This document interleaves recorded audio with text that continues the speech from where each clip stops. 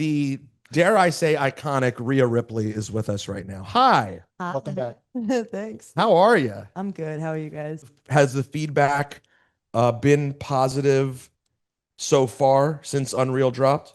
Yeah. I mean, I haven't really had time to go on social media Good. and stuff like recently, but the things that I have seen have been very good, which is the one thing that I wanted from this Unreal series. I wanted the people, the WWE universe to like understand that we're humans as well, and like we have emotions, we have feelings, we go through all this stuff before going out there and performing and putting our lives on the line for everyone.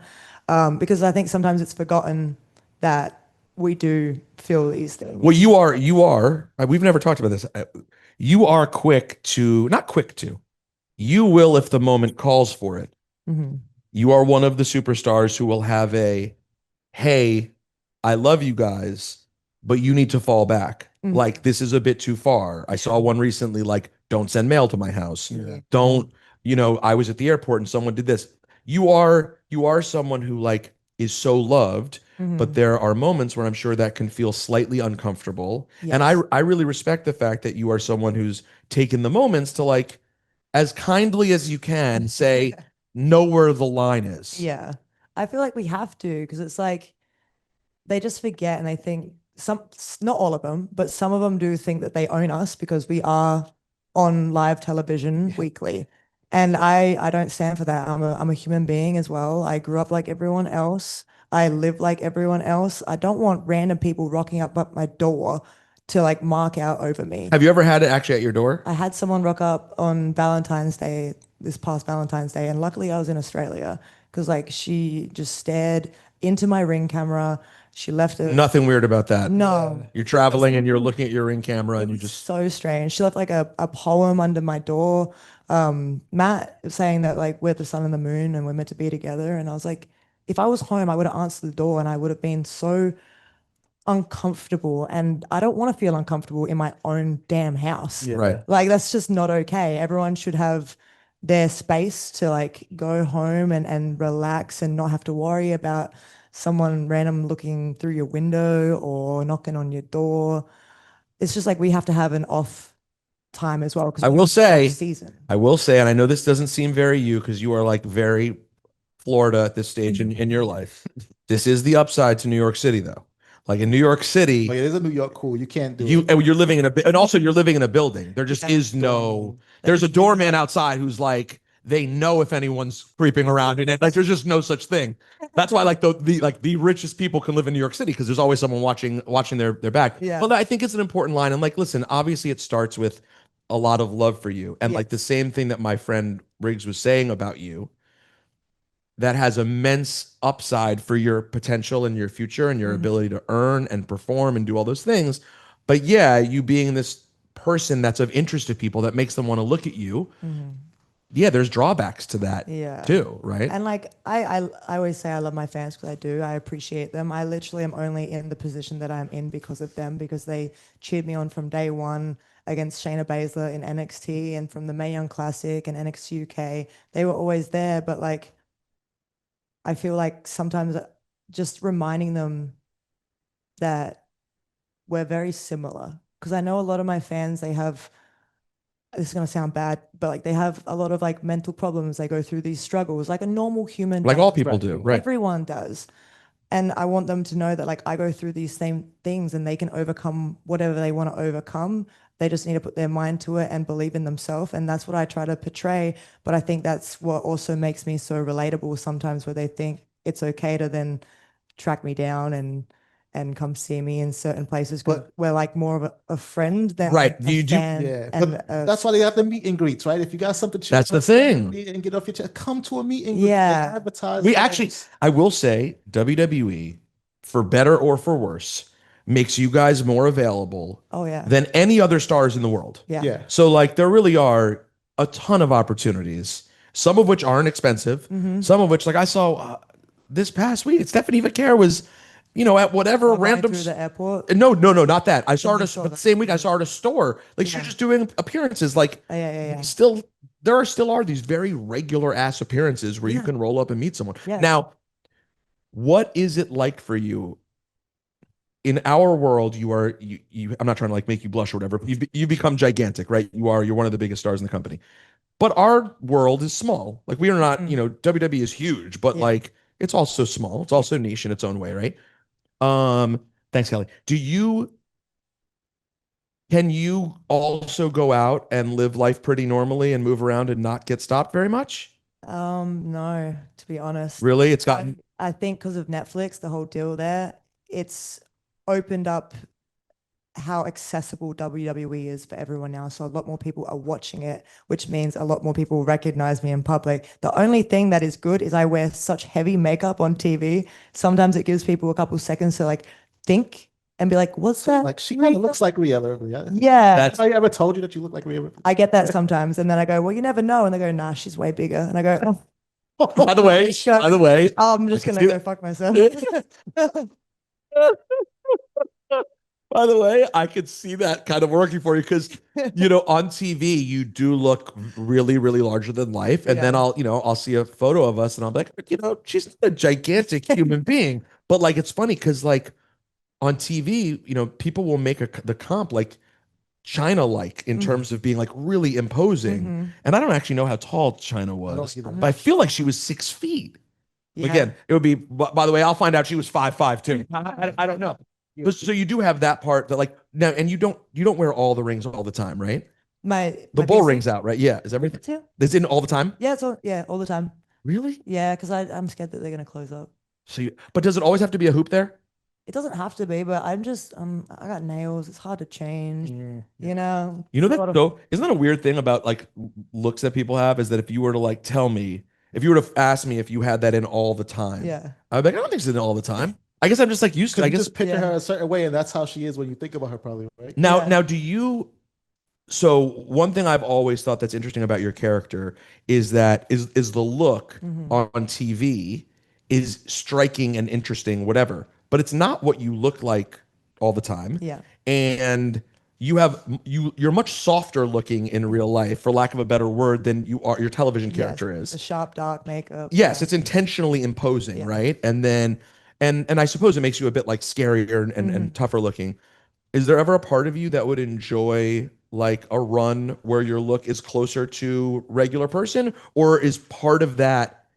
And I guess on house shows when you were doing them every once in a while, you didn't have the full Yeah. glam. But is that something that interests you at all, or is that part of the superhero sort of thing you need to do to get there? I feel like the makeup is what makes Rhea Ripley Rhea Ripley. I mean, to say that I wouldn't love just going out there and not having to put makeup on would be a lie because makeup takes a long time and sitting in makeup stresses you out when you have to go through a million things before stepping through the curtain.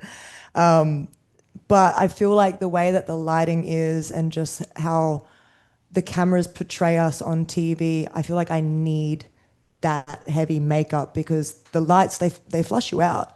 They change your skin tone, they change like how jacked you look. Like sometimes you have to get a good pump before going out. Some buildings are really bad with the lighting. And you want to look decent on TV, like you don't want to watch it back and be like, oh. So you could notice the difference literally if you didn't get like a good lift in before you went out there in a certain building. You could be like, I should have done more. Sometimes, yeah. Like my body fluctuates so drastically. Sometimes I'm like, oh, I look jacked that day. And then some other days I'm like, wow, I'm really just skinny.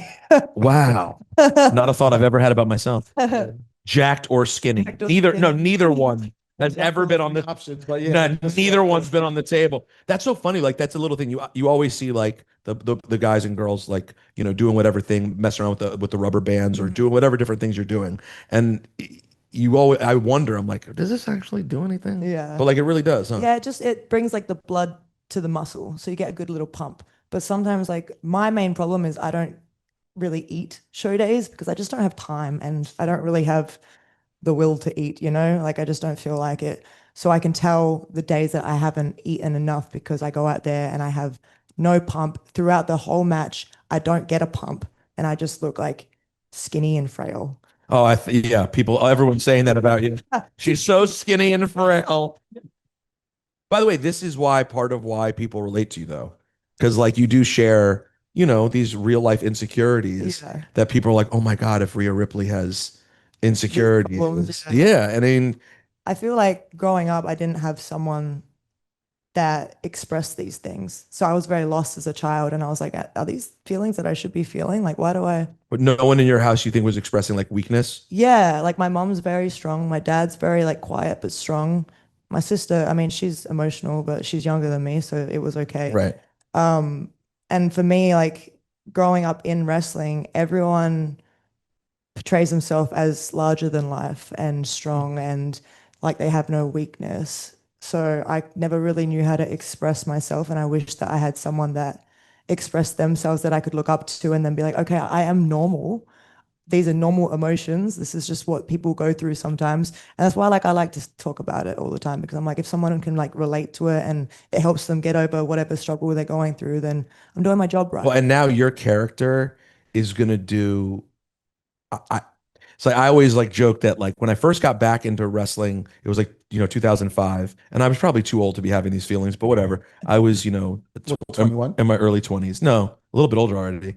I was in my early mid 20s, and I was trying to find myself in my career, and I sort of found myself back in wrestling again, and watching it week to week. And I remember like it really was like the entrances of people that like I know this sounds insane, but like I drew strength from it. I was like when I'd be walking into like when I went to Hot 97 a couple of years later for my first like attempt at an interview to get a You job. listen to Batista's theme song. Well, Batista's a big one. Batista's a big one. I Walk Alone is big.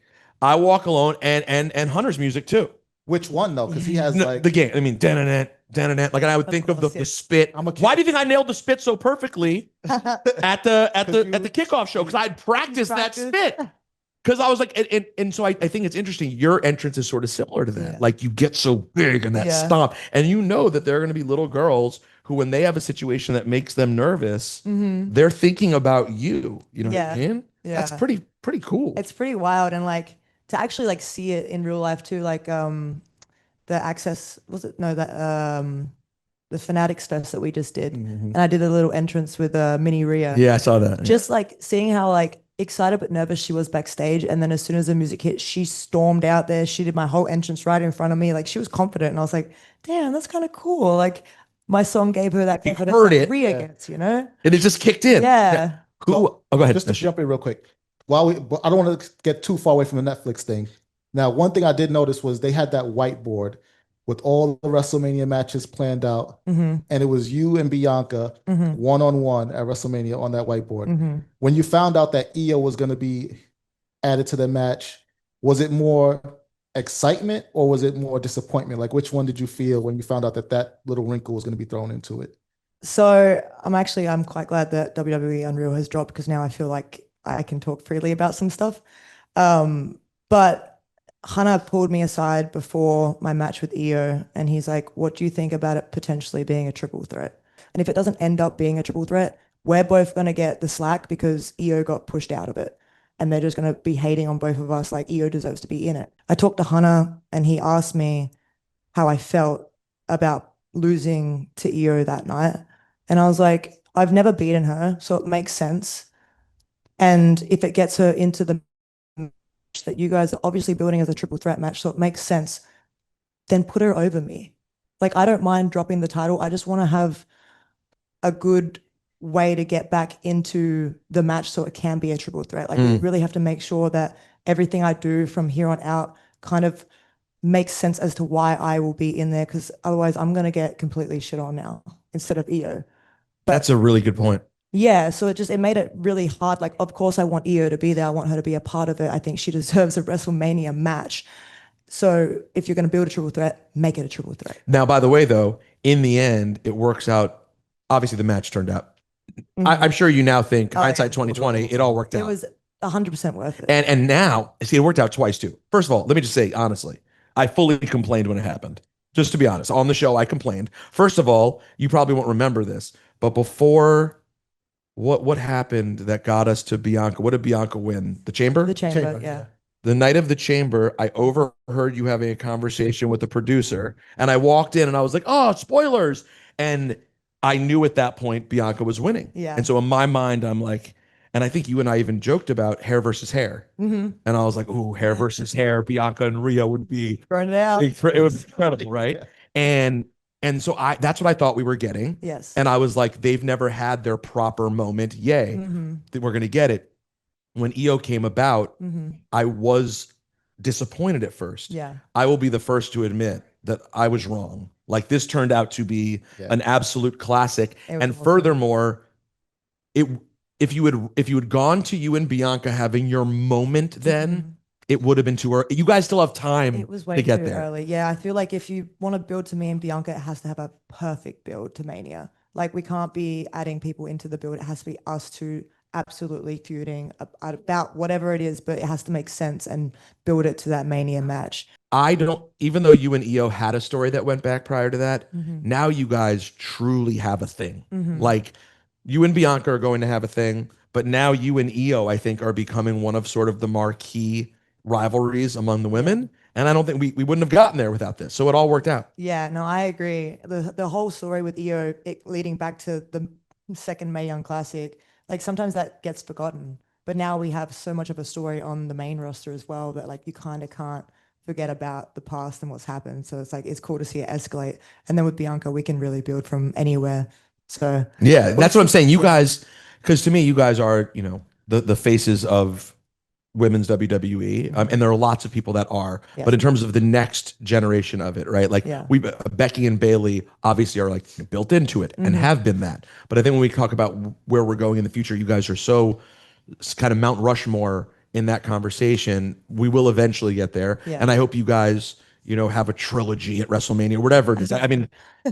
And I've said this many times, but you guys are also two of the most, lovely human beings. I was going to ask you in that locker room, who do you look around at and go like, oh man, they're awesome. Like it looks so easy for them. Not to say I wish I could be them, but I'm a little jealous of like just how they do their thing.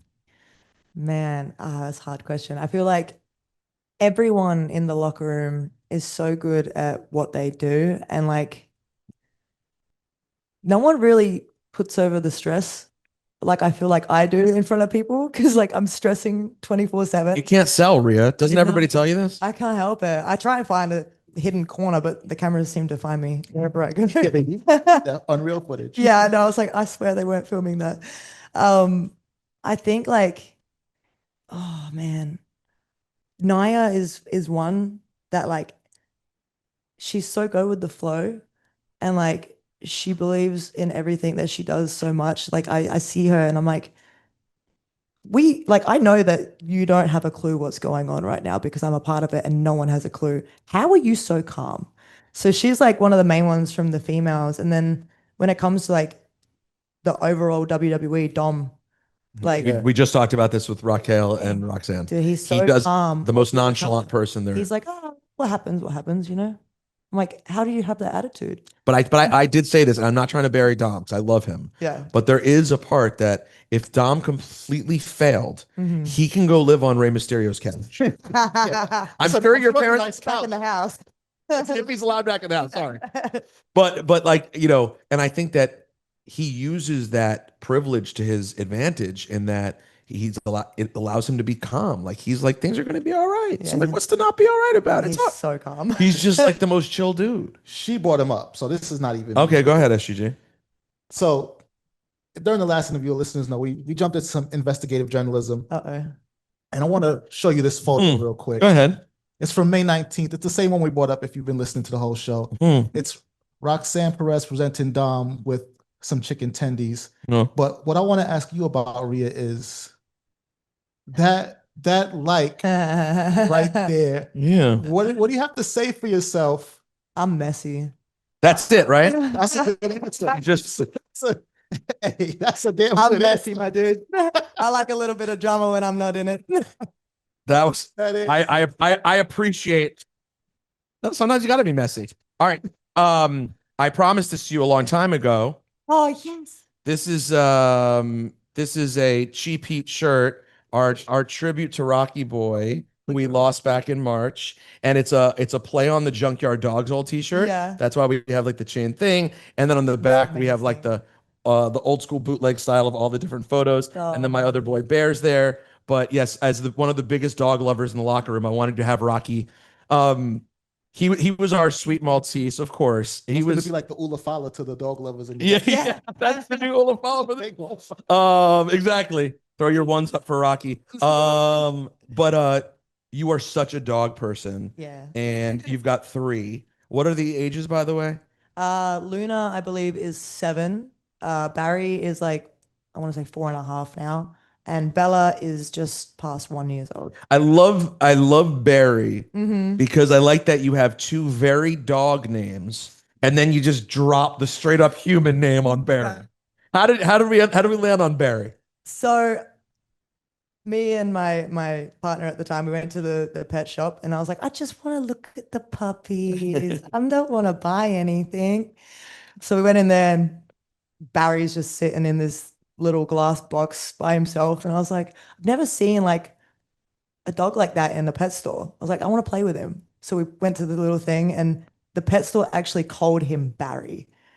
Oh, he was already Barry. He was already Barry. They named all the dogs because like they play with them every day and Yeah. like, they love on them and stuff. And they're like, yeah, that's Barry. He's really fun. He's tired all the time, but he also is very playful. sounds like a barrier. Yeah, he sounds like a Barry. And like literally, I sat with Barry's a Spuds McKenzie dog, right? Yeah. What are they called again? Bull Terrier. A bull terrier. Yeah, I literally haven't. You know seen what we're many talking about, of right? them in pet stores. The ones with the flat noses. Yeah, the like long snout. Oh, Yeah, they look kind of scary. If you didn't know, I feel like they can look scary. So they are like fighting dogs. They do get used for fighting, which I don't agree with because they're Of course. literally the sweetest dogs Yeah. ever. Like he is the neediest, most attention-seeking. He looked dog. so sweet. Yeah. He has to sit on you. Mm. Like you will be sitting peacefully on the couch, and then he just comes up. and he'll do this like weird like run up where he goes back, goes to the couch, goes back because he's scared of jumping, even though he knows he's gonna make it. And then he'll finally jump up and he'll walk all the way up to you, so his feet are touching, and then just go, huh, and fall straight on top of you. I'm like, dude, you are heavy. Your feet are crusty. Your elbows are What is crusty. it? What Barry's like? What, like 450 pounds? 45 pounds? Probably 50. He looks dense. He He's looks like like 50, 55. Now, but am I right though? When you're walking with him, will he back people up? Is he like a sort of people like, People did get scared of him. yeah. They have a Because he big, just they looks have, intimidating. well, they have a big Yeah. snout. They just have like a mouth that looks like they could Yeah. crush if they wanted to. Yeah, and You because know? he gets excited when he sees people, he like starts jumping a little bit, and I'm like, dude, they're scared of you. Like, just relax for a second. Now, do you spend, so Rocky was almost 15. My boy Bear is right around 15 right now. Yeah. Although he's doing great. But I'm not gonna lie to you. Since Bear was probably like 7 or 8 years old, Mm. I started having the moments where I like sit there and just like dread the future. Yeah. And I really try my best to not live that way, Yeah. especially after losing Rocky. It's been like so hard that like I try to just love on him and appreciate it. Yeah. But do you ever find, even though Luna's 7, Yeah. which is young, Yeah. but that was already the age I started being crazy about it. Do you think about it or no? Are you positive? So stressed enough. I know. Have you been listening to this interview at all? Yeah, You may not have enough bandwidth to stress over the dog. yes. Honestly, I'm not too stressed about Luna just because after we moved into this house, she's turned into such a puppy. Like she has this energy that I've never seen her have before. She will nonstop run for the ball, bring it back, run for the ball, bring it back. By the way, 7 is young. It is What's her young. breed again? Pomsky. She's a Pomsky. Yeah. Good, a nice mutt. Yeah. So she's very like puppyish right now. And I so look I'm back not worried. and I was dumb. Like I Yeah. wasted years, like at 9 and 10 and 11, being like, oh, he's getting old. Yeah. And now I look up and he's 15. And Yeah. I'm like, why did I spend time being sad then? And now I'm like, I'm not doing that again Yeah, I gotta live because with my- he's doing good. And like Yeah. I could turn around and Bear could be 20. And Yeah. I'd be like, at 15, he was running up and down the hallway and I was Yeah. acting. The only thing he has now that happens at all is his footing. He doesn't have the same I got footing, you. right? Like yesterday, he jumped up on the couch, but the angle wasn't great, so he fell back off. You know, like you have these moments where like, oh, come, and nothing seems to bother them. Yeah. Like they are truly the most amazing creatures, and that like whatever happens to them, they just keep going. They do. They do. That's why I think out of my dogs, I think I'd be more worried about Barry. Because he needs you so much. Well, he doesn't have a brain cell to tell him to stop playing. Right. So like he loves the pool. He'll jump in the pool repetitively, like for hours, to the point that like I'm scared that his stomach's gonna blow up if he drinks too much water Right. while like puffing that hard, or he's gonna get sunstroke and pass out. Because he'll lay in the sun all day and he doesn't care. Yeah, like he will play until he can't walk. And legit, like he'll play so hard that the next day his feet are so red raw and bloody that he can't walk, he can't put pressure on them. His hips are like tired, so he can't jump, can't step. I have to like pick him up at night, put him on the grass so he can pee, pick him up, and then take him to bed. Because he literally played. He plays himself out, yeah. Well, listen, I am much like Barry, and I will just keep going, but I'm told Rhea Ripley has to go. I would heap all the generic thank yous and how we feel about you, but you know all these things already. You are always welcome here. We appreciate you. Good luck this weekend.